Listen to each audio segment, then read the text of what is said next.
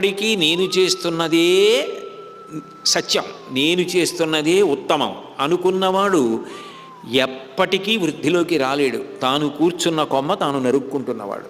ఎవరి మాట వినని వాడికి అభ్యున్నతి రమ్మంటే ఎటువైపు నుంచి వస్తుంది? కాబట్టి ఆ రావణాసురుడు మాట వినలేదని జటాయువు రావణుడితో యుద్ధం మొదలుపెట్టాడు. కానీ అంత పెద్ద వయస్సులో ప్రాణం పోతే పోయింది, కానీ స్నేహితుడి కోడలు, ఈమె మానమర్యాదలు మంట కలిసిపోతుంటే, సీతాపహరణం జరుగుతుంటే నేను ప్రాణంతో ఉండి ఏం చేసినట్టు? ప్రాణం పోయినా పర్వాలేదు, ఇంకా ఇంత పెద్దవాడిని అయ్యేపోయానన్నాడు. నిజంగా ఏమి ఆదర్శవంతమైన జీవితం అండి ఆ జటాయువుది. కాబట్టి రావణుడి యొక్క ధనుర్భంగం చేశాడు జటాయువు. గాడిదలను చంపేశాడు, రావణ కవచం పడగొట్టేశాడు, రథం విరగొట్టేశాడు, సారథి శిరస్సును ముట్టితో ఖండించేశాడు.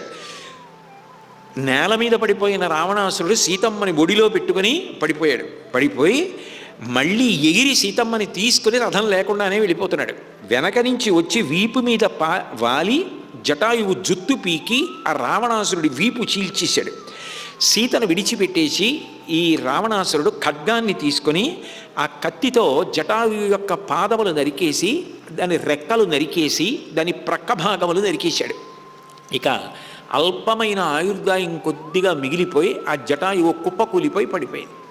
సీతమ్మ పరుగు పరుగున వెళ్ళి ఆలింగనం చేసుకుని, ఇంత వయసున్నవాడివి, మా మామగారితో సమానమైన వాడివి, ఇన్ని సారవంతమైన వాక్కులు చెప్పిన వాడివి, నా కోసమని ఇంత కష్టపడి ఇంత దారుణంగా ఈ వయస్సులో ఇలా మరణిస్తున్నావా అని కౌగిలించుకొని ఏడ్చింది. అంటే మన కోసమని అంత త్యాగం చెయ్యగలిగినటువంటి వ్యక్తుల విషయంలో మనసు ఎంత పరిపుష్టంగా ఉండాలో, ఎంత సంస్కారవంతంగా ఉండాలో సీతమ్మ నేర్పుతుంది. ఈలోగా రావణాసురుడికి ఈ కష్టాలతోటి సుఖాలతోటి సంబంధమే ఉండదు.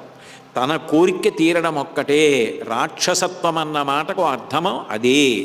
ఎవరు ఏమైపోయినా పర్వాలేదు, నా కోరిక తీరితే చాలు, అదే రాక్షసత్వం.